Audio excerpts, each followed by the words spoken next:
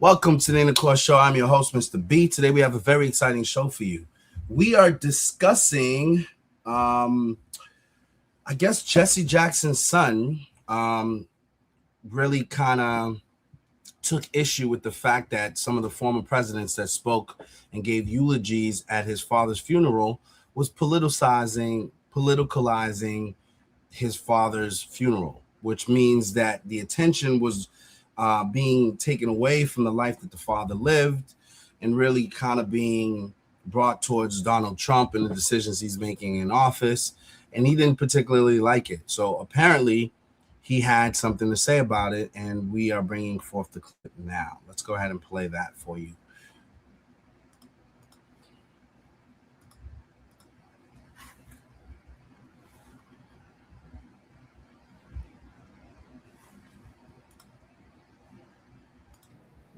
Who do not know Jesse. I listened for several hours of 3 United States presidents who do not know Jesse Jackson.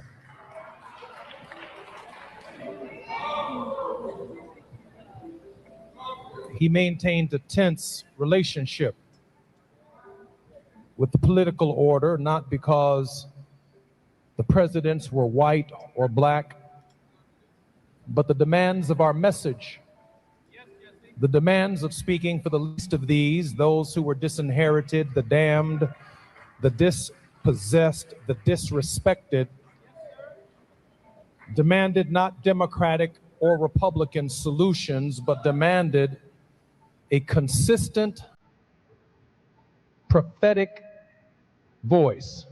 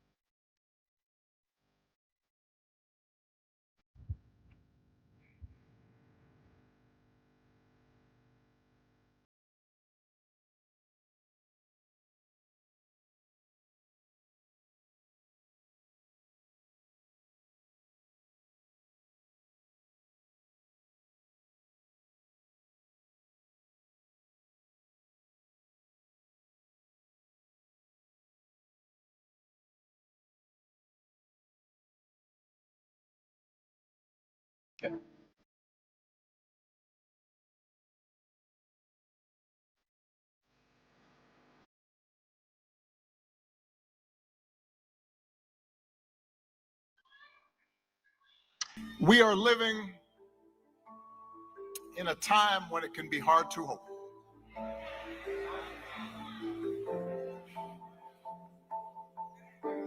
Each day we wake up to some new assault on our democratic institutions. Another setback to the idea of the rule of law. An offense to common decency. Every day you wake up to things you just didn't think were possible. Each day we're told by those in high office to fear each other and to turn on each other, and that some Americans count more than others, and that some don't even count at all. Everywhere we see greed and bigotry being celebrated, and bullying and mockery masquerading as strength. We see science and expertise denigrated, while ignorance and dishonesty and cruelty and corruption are reaping untold rewards. Every single day we see that, and it's hard to hope. We're in a tough spot, folks. We got an administration that doesn't share any of the values that we have. And I don't think I'm exaggerating a little bit. So he knew who we were at our best And they simply refuse to let us off the hook as a party, as a nation, or as individuals. And time and again, to triumph in turmoil, with relentless insistence on what is right and just, he helped lead us closer to fulfilling our nation's promise of restoring the nation's soul.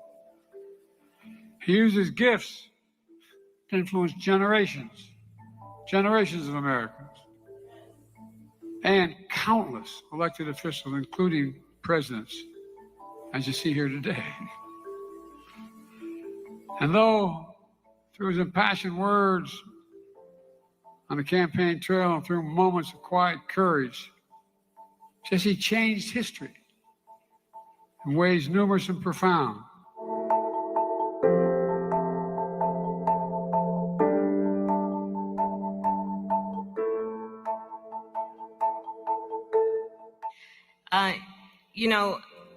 So let me just say, I predicted a lot about what's happening right now.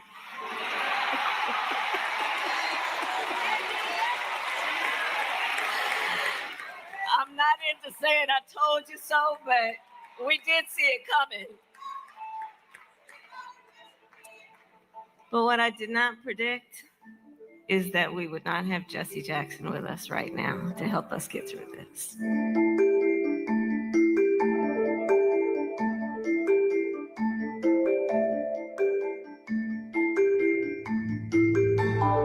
Now, scientists have long speculated about the idea of parallel universes. That is, the idea that there are an infinite number of timelines running alongside ours in other dimensions, but where things have worked out a little differently. And this week, I wanted to give you a peek into one of those alternate universes, where not only did Joe Biden not step aside to let Kamala Harris crash and burn, but one where Biden won and stayed on the public stage. If I told you all earlier when I was a kid I had a cleft palate or a club foot, none of you would have laughed. But it's okay to laugh at stuttering. I'm not being critical of you, but think about it. It's the one place where people think you're stupid. Oh, really? I'm a hell of a lot smarter than most of you. Yes, that's right. Old Sleepy Joe is back, this time making an appearance at the funeral of civil rights leader, former presidential candidate, and turned corporate shakedown artist, the Reverend Jesse Jackson. And yes, it did look like he was telling a largely black audience that he was smarter than them. Okay. Now, while at the funeral, Biden also made a weird sort of appeal to, I don't know what to call this, some kind of Pan-African racial solidarity. By the way, you know, the continent of Africa is going to be the largest continent in the world in terms of population by the year 2050, the largest in the entire world. Watch, man. Watch. Watch, man.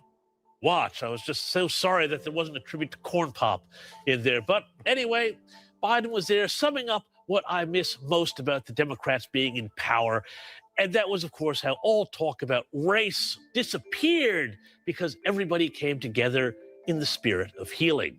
And speaking of being totally healing and not at all divisive, another former president, Barack Obama, also showed up. Every day you wake up to things you just didn't think were possible. Each day we're told by those in high office to fear each other and to turn on each other, and that some Americans count more than others, and that some don't even count at all. Everywhere we see greed and bigotry being celebrated, and bullying and mockery masquerading as strength. Oh, turn it off. I've seen enough. But it does bring back so many great memories of how Barack Obama basically led to Donald Trump because he spent his whole administration calling half of the country awful. Anyway, I'm also glad for that clip because it acts as a bit of, I guess you could say, welfare check-in, proof of life for Barack Obama, who is right now watching the signature dream of his foreign policy agenda, a nuclear deal with Iran that involved sending Iran billions of dollars in exchange for putting off their acquisition of a nuclear weapon. Well, that dream is right now quite literally being pounded into rubble. I wonder how things are going in Barak's alternative universe. Meanwhile, back in this universe, our shared timeline of reality, well, the left really is on another planet.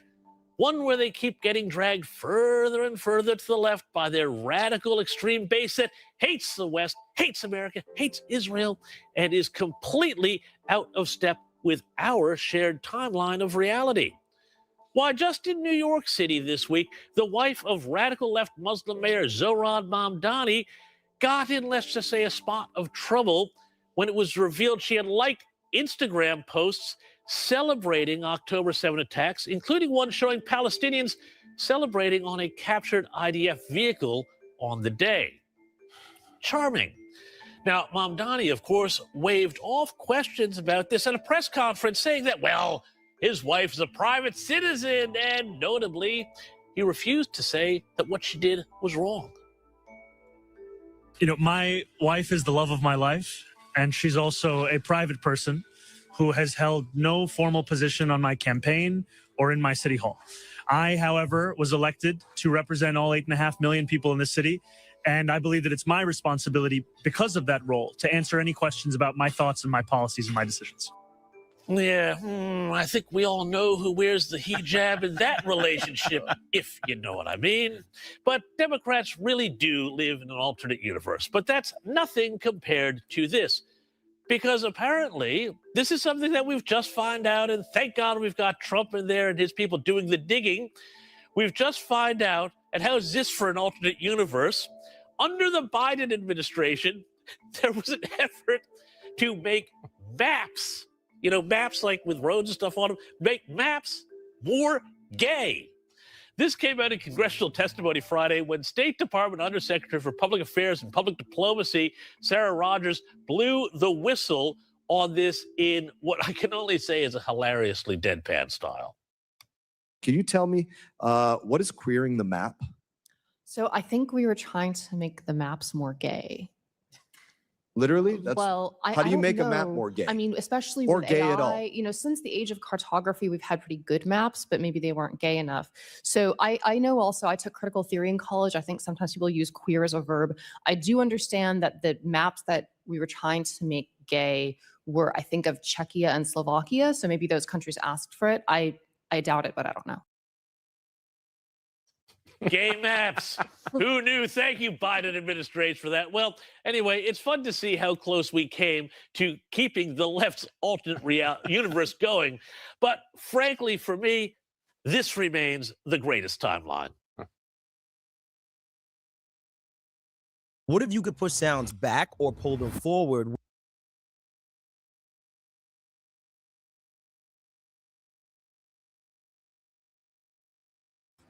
My views on the video. There's actually another clip that I saw, and I'll play that in just a second.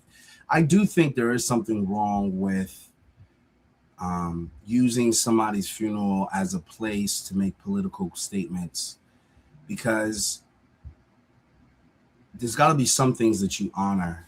There got to be some things that is off, out of bounds. And to me, when a person has gone home to be with the Lord and they've gone on, we're there to celebrate the life of the person, the life they lived, the impact they had. We're here to console their grieving family and loved ones. We're not really here to use this as a campaign rally simply because the event's being televised to recruit more Black voters to support a party.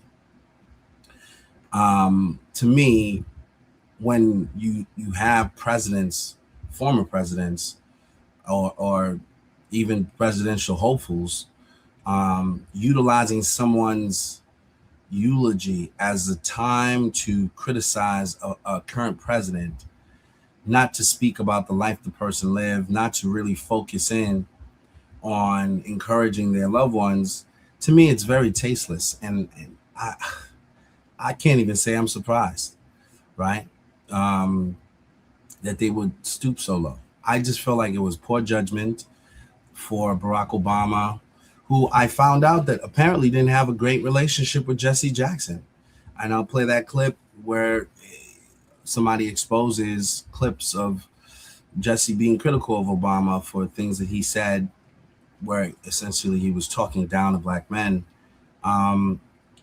And they weren't exactly friends. And he wasn't even supposedly expected to speak at the eulogy. They're saying he crashed the funeral, which is ironic within itself. Now, I don't know if that's true, but that's what's being alleged. And I'll go ahead and play that clip. But my general point of view is that I don't believe it's appropriate to use someone's funeral as a place to criticize a president. And it got to such a place where the son had to stand up and speak up against it and say, wait a minute, like, we're not here to be a campaign rally for the Democrats. Like, we're here to celebrate the life of my father. He was a good man who had friends on both sides of the aisle, and all of those people who celebrated, who lived life with him, are welcome to celebrate his life. And it seemed that, the ones who really knew him honored that. Donald Trump made some comments, despite the fact that it seemed like Jesse Jackson kind of was critical and stabbed him in the back at some point, even though he supported 2 of his presidential runs. Donald Trump still said something kind about the man's passing. And, even though he didn't show up at that particular event, he still mentioned it, during an event at the White House. So I just feel that, it was tasteless for them to do that. But let's go ahead and play this next clip here, where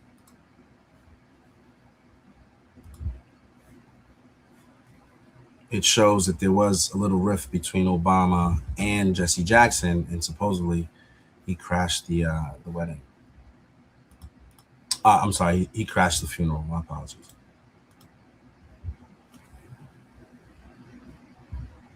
Jackson. Now, you just heard the Reverend Jesse Jackson's son, Jesse Jackson Jr., say plainly, don't bring any politics to my father's funeral. It's for right wing, it's for left wing. We don't want any politics. We just want to honor his legacy. Stated it plain, clear and plain. But what happened is they had somebody crash the funeral, which is why he needed to make this statement, because the Obamas weren't invited. Now, what you're going to see next is the clip where he straight up takes it to all 3 of those presidents in the Democrat Party that disrespected his father's funeral. And like I said, Obama wasn't invited. He crashed it, which means he knew that Obama was going to bring that political crap, because you may or may not know this, but Obama and Jesse Jackson were not close. As a matter of fact, in this video, you're going to hear a clip where Jesse Jackson is caught on a hot mic saying what he really wants to do to Obama, and it'll make your jaw drop. But on top of that, you're also going to find out who Jesse Jackson really was, not this so-called icon of civil rights for the black people. No. We were sold a bag of goods where the sales of the goods was better than the goods themselves, because you're going to see where Trump and Jesse Jackson were together. I did a press conference. I got a short clip I want to show you where they were besties. They were bros. And Jesse Jackson talks about all the great things that Trump did for him.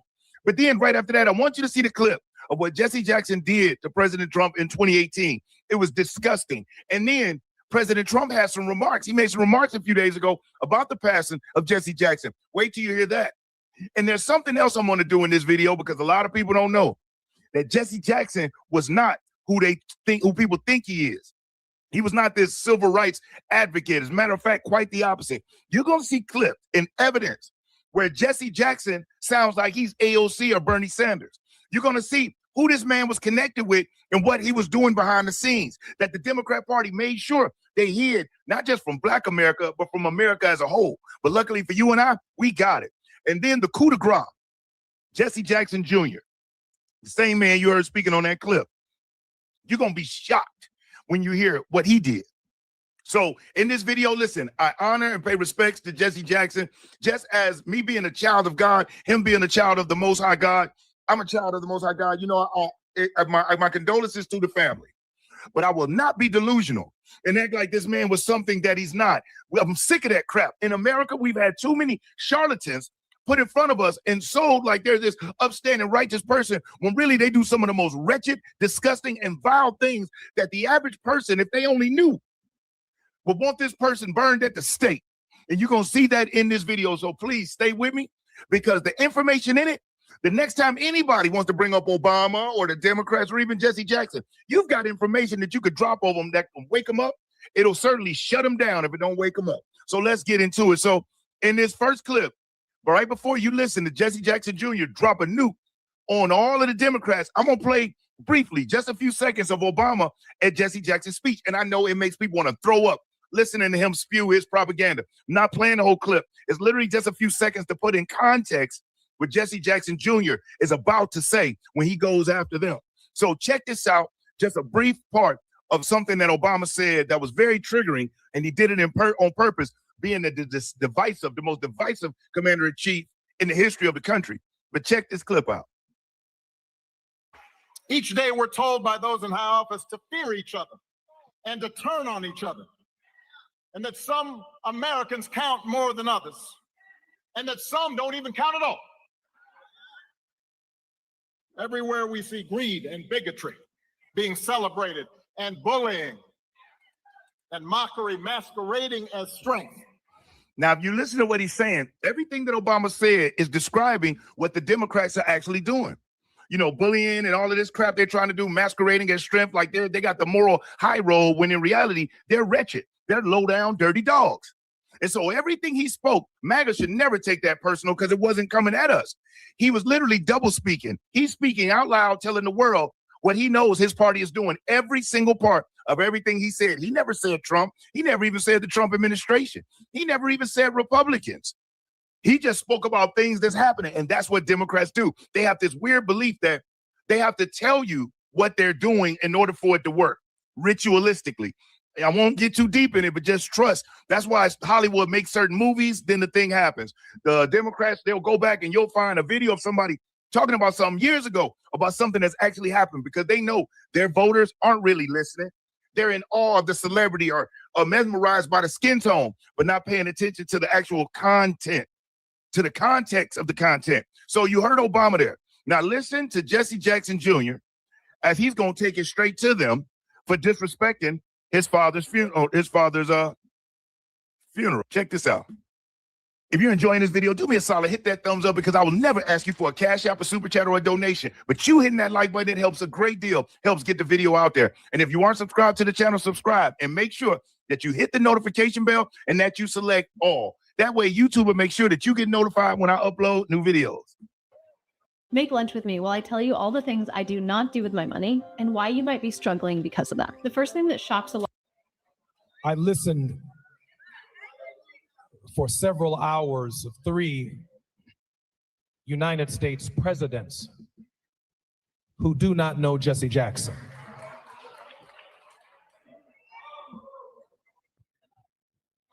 He maintained a tense relationship with the political order, not because the presidents were white or black, but the demands of our message, the demands of speaking for the least of these, those who were disinherited, the damned, the dispossessed, the disrespected, demanded not Democratic or Republican solutions, but demanded a consistent, prophetic voice that at no point in time ever sold us out as a people. So as you heard, he went off and he said, hey, listen, they don't know him. And this prophetic voice that never sold us out to the people, that's where the bottom falls out. Because Jesse Jackson Jr. could have just stuck to scolding those 3 presidents for getting up there and being disrespectful, but he didn't. Now, I told you earlier that the two didn't get along. Barack Obama and Jesse Jackson did not like each other. They just played the game for the public. Now, I want you to listen to this clip where Jesse Jackson is caught on a hot mic, and he's talking about Barack Obama and what Obama's doing. Check this clip out.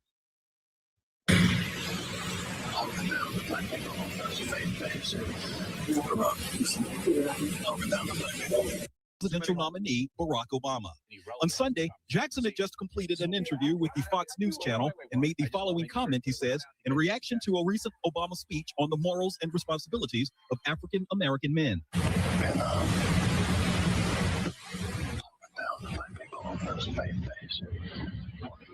Presidential nominee Barack Obama. On Sunday, Jackson. So as you heard there, he said that he wanted to cut Obama's you-know-what's off because he had been talking down to black people. Same thing he did in 2024 when it came to Kamala Harris.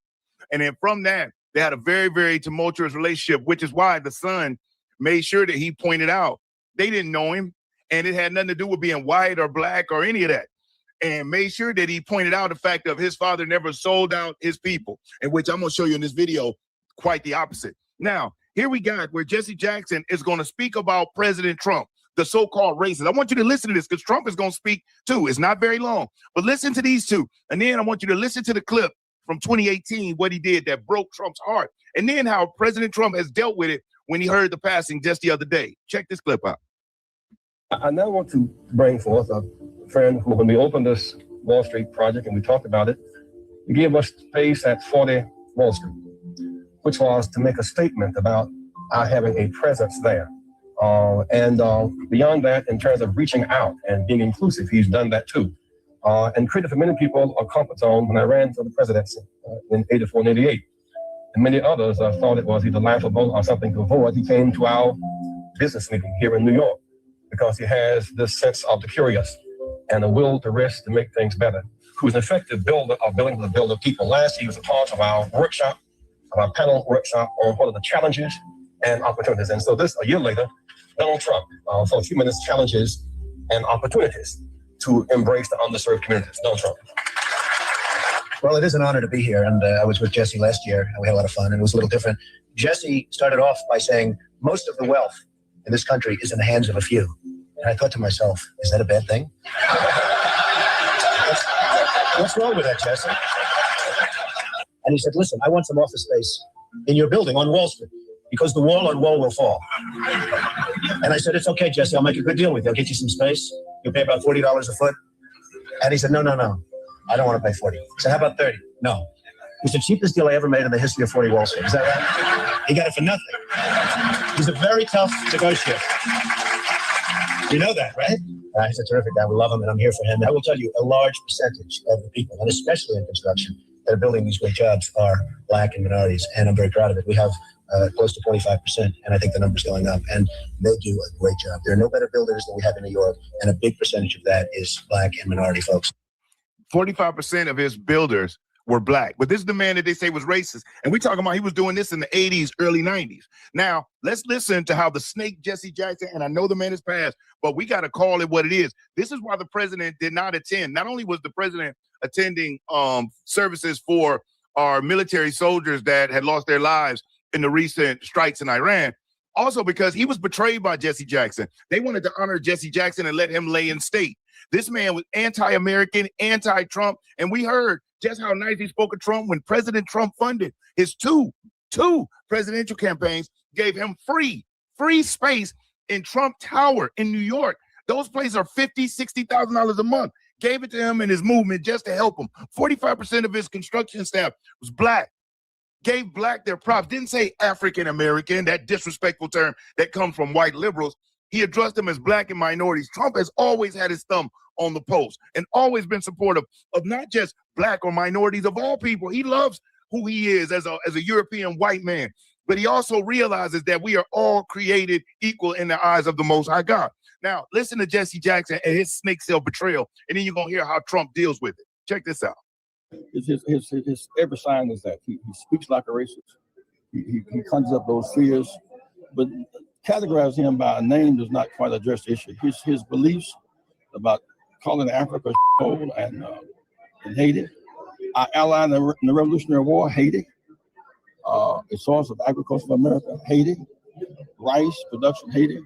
Every Firestone tire down America came from Liberia, Africa. A coffee from and gold from Ghana, Haiti, Africa. And so a misinformed man with power.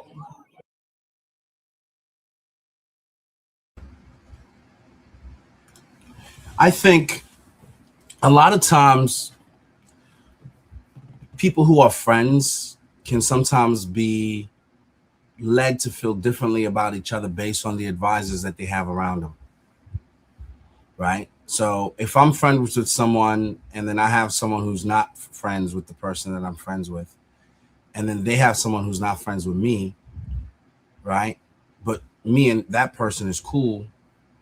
Eventually, what will happen is the person who's friends with that person is going to try to talk in their ear and influence them to say, this guy's your friend. Why? I don't see what you guys have in common. And they'll speak more to their differences, or maybe something you may have said in the past that you don't like that's controversial. And they'll try to convince you that the person that you've been cool with all of a sudden isn't cool and you should see them differently, and vice versa. So my friend will talk the same way, that way towards the other friend. I do believe that at one point, Donald Trump and Jesse Jackson did have a good relationship back in the 80s. You know, these guys were peers. They were running around, running the city. You know, they were doing things, men on a mission. And, you know, their paths crossed. And I think they genuinely were fond of each other. And they were so much friends that Trump felt enough conviction to invest in the man, you know, in his presidential run when other people didn't believe in him. So to me, those aren't like somebody who's a surface level friend. That's somebody who actually cares about you, who thinks something of you, who believes in you. That not only do they believe in you, but they'll stand behind you and support you with everything that they have. He supported them financially, and he also supported them with office space so he can pursue his dream of being president. I think that speaks to the friendship, right? So later, years, much later, many years later, when you find them, those same two men on opposite sides of the political spectrum representing different parties, and now one is critical of the other simply because he thinks it's politically advantageous to be, you know, that really kind of diminishes a little bit about the stature of that man, because if somebody was good to you, there's no reason to be critical. Now, there are things as friends you can disagree on. Just because you're somebody's friend doesn't mean everything you guys have to agree on. I think Trump may have said some critical things about certain countries that Jesse Jackson didn't like. And Jesse Jackson is within his right to say, I don't like that my friend said such a critical thing. That doesn't mean that you have to disavow your connection to the person or you have to betray the person. It just means that you're going to say outright, I don't agree with what was said in this particular instance on this particular topic. I have a friend that I don't agree with a lot of his political views, but he's still my friend. He can call me. I can still advise him. I can still, you know, step up and encourage him when he needs it. And he does the same for me. But just because we don't see eye to eye on every issue, or we don't have the same preferences in, you know, taste for different things, that doesn't mean that he's less my friend. So I think you're seeing here ideologically, these guys had different views on a few different topics, but at the core, they were friends. And I didn't particularly like that Jesse Jackson disavowed himself from Trump in the way that he did, simply because Trump was running for office. And this is what you see being pointed out here. Is a weapon of mass destruction. And so it shows that Jesse Jackson is nothing more than a sellout. For him to call President Trump a racist, and this is in 2018, shows this man's character. Now, that's not the only thing that shows his character. I'm going to get into that because you're going to, again, jaw will hit the floor when you get the real deal on who that man is or was. But listen to President Trump. After all of that, what he had to say. I want to begin by expressing our sadness at the passing of a person who has been doing very well. Yes, it was a piece of work. He was a piece of work. But he was a good man. He was a real hero, and I just want to pay my highest respects to Reverend Jesse Jackson. A good man. He's actually, as you got to know, a lot of people, you get to know them, get worse and worse. Jesse got better and better. So even after Even after being disrespected by Jesse Jackson and him throwing out all that racist stuff, President Trump still didn't take a time to take a jab at him like he did Steiner, the director that got unalived by his son out in California. Was it Rob Reiner? He didn't do a jab like that. He said he's a good man and got better with time. And Trump knows all of the things that I'm about to share with you, but he realized that would have been crass and it would have been tasteless. It would have been as tasteless as Jesse Jackson was in his assault on President Trump's character, calling him a racist. Now, let's dig into Jeff. That's the part that I'm going to cover. I think it speaks to Trump's character that Trump was willing to say something nice. Obviously, he could have used the opportunity to be critical, but that's how you know they had a real friendship. Even though the guy took a dig at him, potentially, stabbed him in the back in a way, when he was running for president, Trump supported him twice. But when Trump was running for president, he couldn't get Jesse's support. Sometimes we have relationships that's very one-sided. As long as you're supporting another person, they can justify being friends with you. But when you need their support and it's not convenient for them to do it, they distance themselves from you. And that's unfortunate that Jesse did that. But I respect Trump for the fact that he did that. He still said something positive. I think it speaks to Trump's character that he did it. Now, I generally support Donald Trump. I want to see him succeed in his role as president. I don't agree with everything that he does. I don't agree with everything that he says. I don't necessarily agree with the fact that he's choosing to take on this Iran war. But at the man's core, I think he stands for more good than he stands for bad. And I think in a lot of people's eyes, he's misunderstood because there's a narrative that's meant to demean the man's character and make him out to be something he's not. And examples of this, where this guy is showing you a montage of, him supporting the guy in the 80s, and then the guy stabbing him during his presidential run in the back, and then him still being a stand-up person and saying something positive about him, once he passed away. And I think that's what the son was trying to say. The son, who's probably more connected to the relationship that Donald and his father had, because he grew up watching the interaction. Donald Trump was probably cool with the son as well and probably supported the son as well, was saying everybody's invited and he doesn't want to alienate anyone from supporting and celebrating the life of his father, because the son probably knows that they had a real relationship. And the people that came to talk who didn't have a relationship, who are sort of using the spotlight to make it appear as if they had a relationship, are the ones who's kind of deceiving the public here. And that's not right. So for this, I would say not to politicalize these things. It seems that Stephen A. Smith also had something to say about this. I'm seeing a clip here that says, leave politics out of it. Stephen A. Smith goes off on politicians at Jesse Jackson's funeral. So let's pull up a little clip of what Stephen A. Smith had to say about this. Just to give you guys a well-rounded perspective. We've gotten a third-party perspective from the Aussie News Channel. This guy was clearly a conservative, and I think Stephen A. Smith is more on the liberal side, but let's go ahead and pull him up. Let's go ahead and share this tab.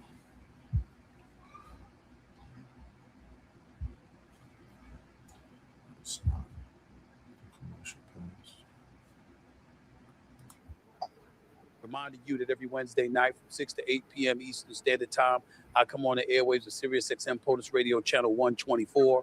Looking forward to talking to y'all Wednesday night. Looking forward to that show being heard and seen everywhere. For the moment in time, while this was on my mind, fresh off another beautiful weekend for myself, there were moments during this weekend that were not so beautiful. And one of those things that stood out was the memorial service, the homegoing of Reverend Jesse Jackson. And this was being held in Chicago and what have you. And a lot of people had their feelings about what was transpiring over the last few days, the dignitaries that showed up, former presidents who showed up to speak, former presidential candidates who showed up to speak, et cetera, et cetera. And there's a lot to get into. But before I do that, let me get right to it before I express my disgust my utter disgust, let me first play for you what Jesse Jackson Jr. had asked before the memorial services took place. It was Jesse Jackson Jr., the son of the Reverend Jesse Jackson, speaking before the memorial service took place. Don't bring your politics here. We're celebrating the life of my father. We're putting him to rest. And this is how we want his homegoing to be. Nevertheless, there were an abundance of people who didn't listen to that. Some of them were former presidents. Some of them were somebody who came up short in the presidential election. And that is where we're going to go today. Because you know what?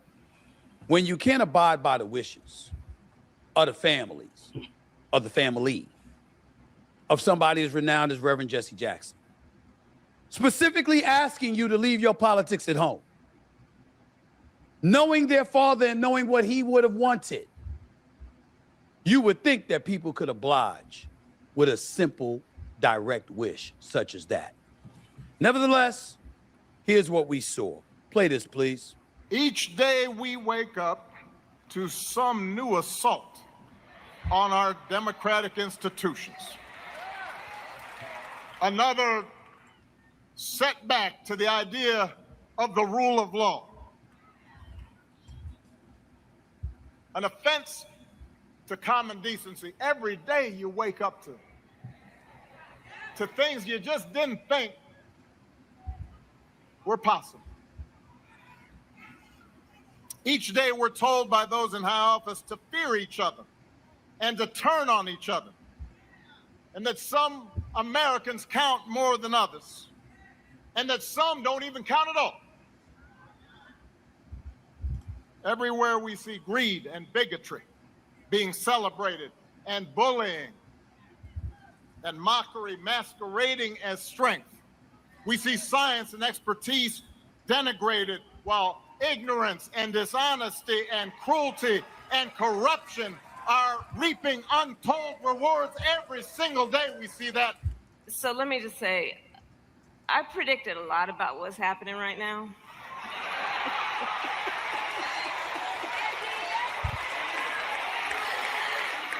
I'm not into saying I told you so, but we did see it coming. I'm glad she's smiling, because I'm not.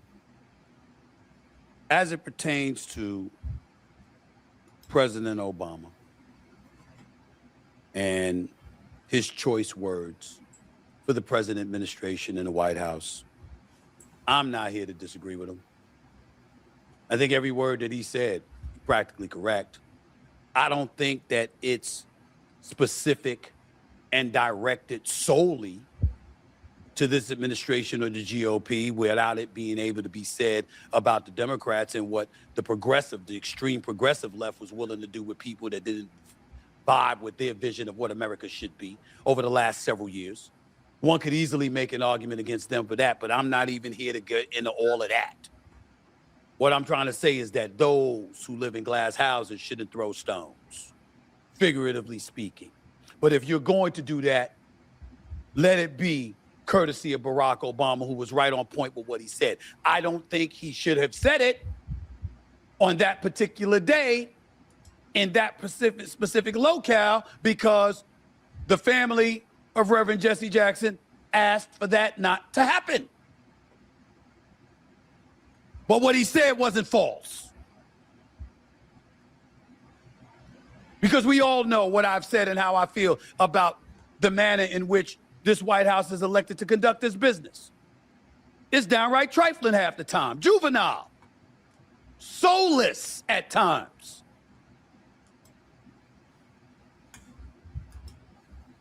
But it's not like we haven't been able to say that about the progressive left. And I say the progressive left because I'm talking about the extreme leftists that wanted people to get fired if you mispronounce the wrong pronoun.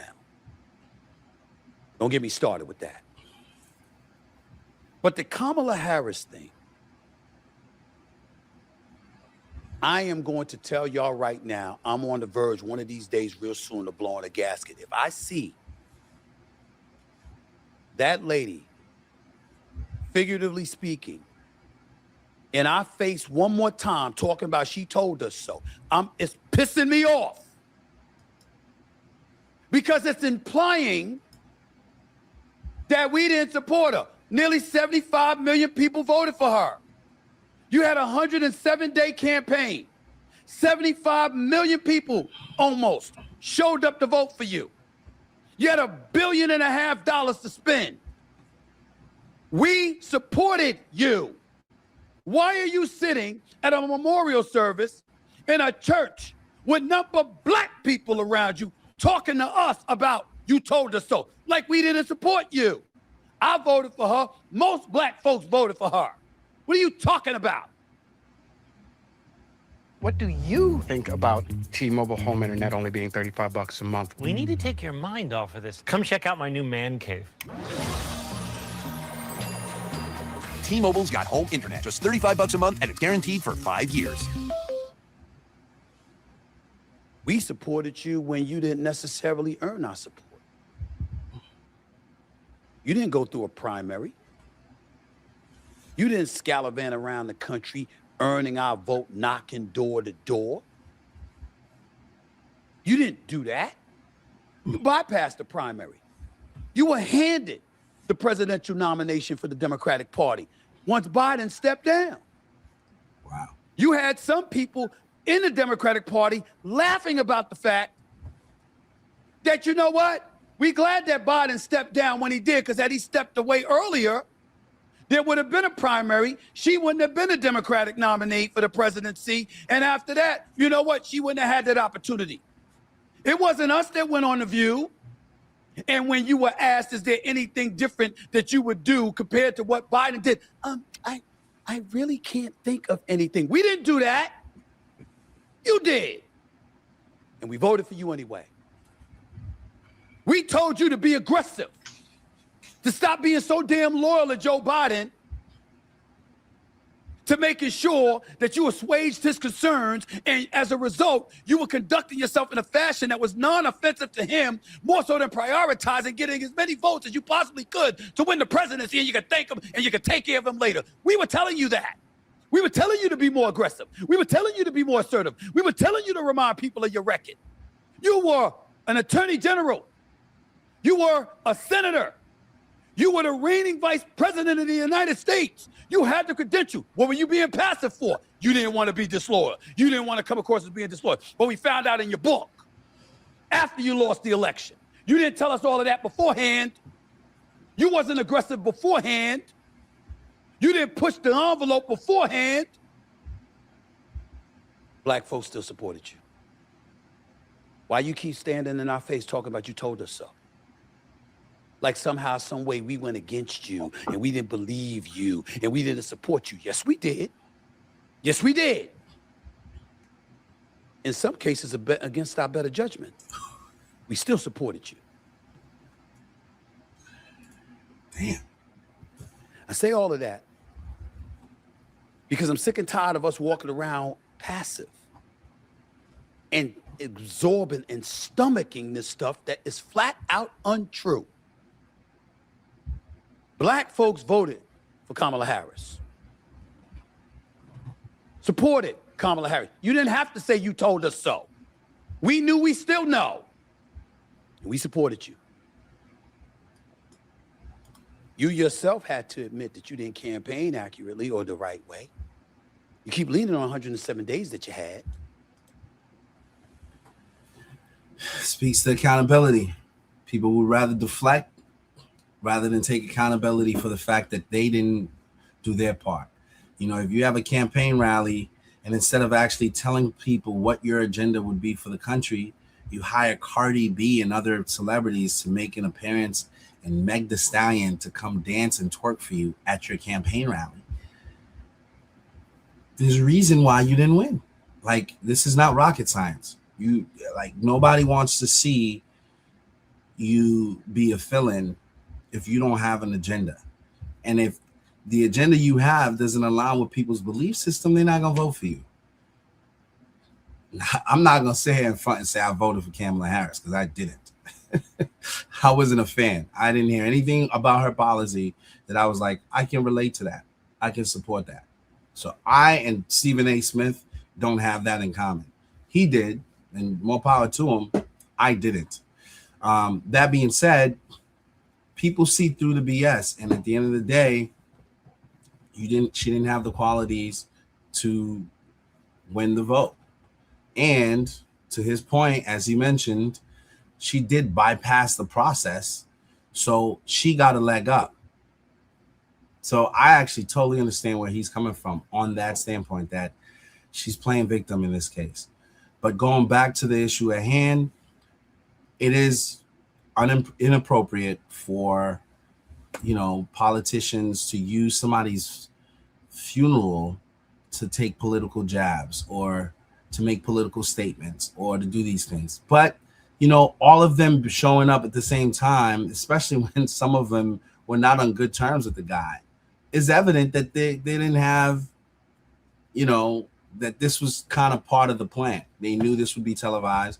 Jesse Jackson's been in the media for probably 50 years. I mean, since the 80s, maybe even since the 70s. And so, this is a guy who is known by the media. He's a household name. And, they saw it as an opportunity to capitalize off of it.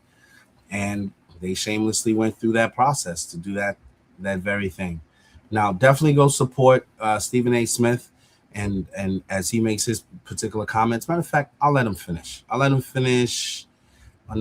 got another 5 minutes. I'll give him another 5 minutes to complete his point, and then we'll jump off. You keep leaning on the fact that you were at a disadvantage. You still had $1.5 billion. You still beat Trump on a debate stage when you went up against him.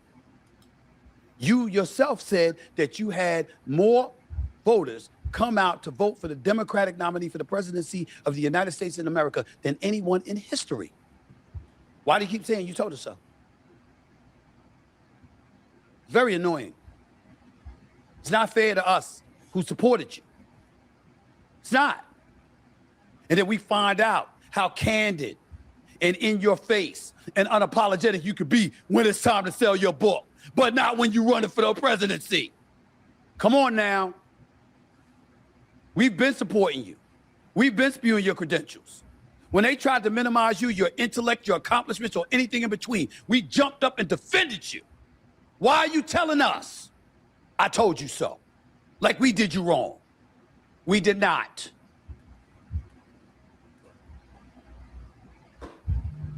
What you gonna tell Jesse Jackson Jr.? He asked y'all not to engage in the politics, right? Y'all think I'm just saying that? Listen to Jesse Jackson Jr. speak after the former president, along with former President Joe Biden, along with former Democratic nominee for the presidency of the United States, Kamala Harris. After they spoke, listen to Jesse Jackson Jr. speak about them. Yesterday,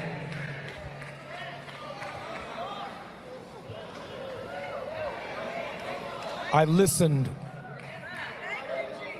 for several hours of 3 United States presidents who do not know Jesse Jackson.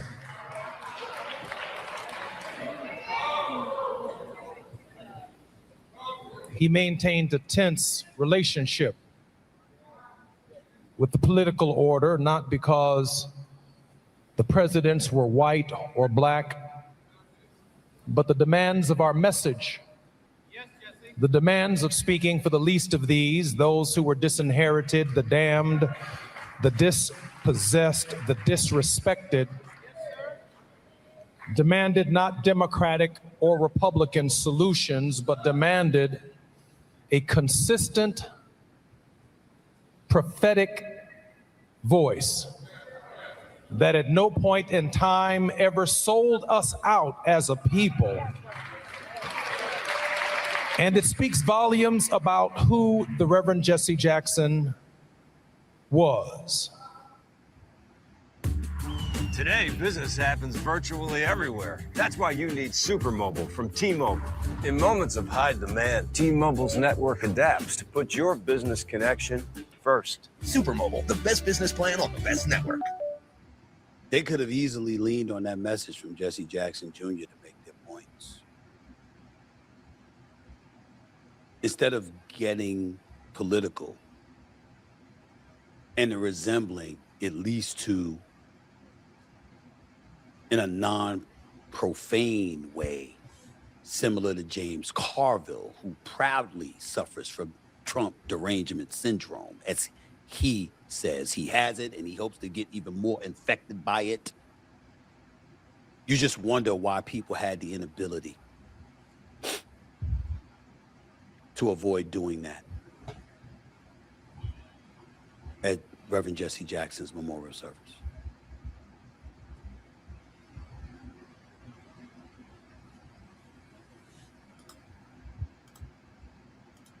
I know it's hard. All right. That's it for me. But thank you guys for joining us for this particular segment. I try to bring different viewpoints on this particular subject matter. I saw that there was some footage around this particular story, but I didn't really know what the hoopla was about. And apparently these guys were utilizing this man's funeral as a way of making political statements against Trump. And it rubbed a lot of people the wrong way. It seems like everyone could realize that maybe we should have a little more decency when it comes to this stuff and not like use someone's homegoing service as a way of attacking our political opponent. These guys are all public figures. Anytime they want to call a press conference, tons of reporters will show up so they can criticize the guy as much as they want. They did not need to use that space, that time, and that moment to do this. And to me, it just shows a lack of judgment. And I don't know, it rubbed a lot of people the wrong way across the board on both sides of the aisle. So that being said, thank you guys for joining me today for the show, the In the Court Show. If you're not connected, we ask that you like and subscribe and stay connected. But also, if you have some thoughts on this particular story and you want to weigh in, we invite you to leave your comments in the comment bar, and we'll sort of debate it. All right. Thanks again. Stay connected. Be blessed. And we'll talk soon.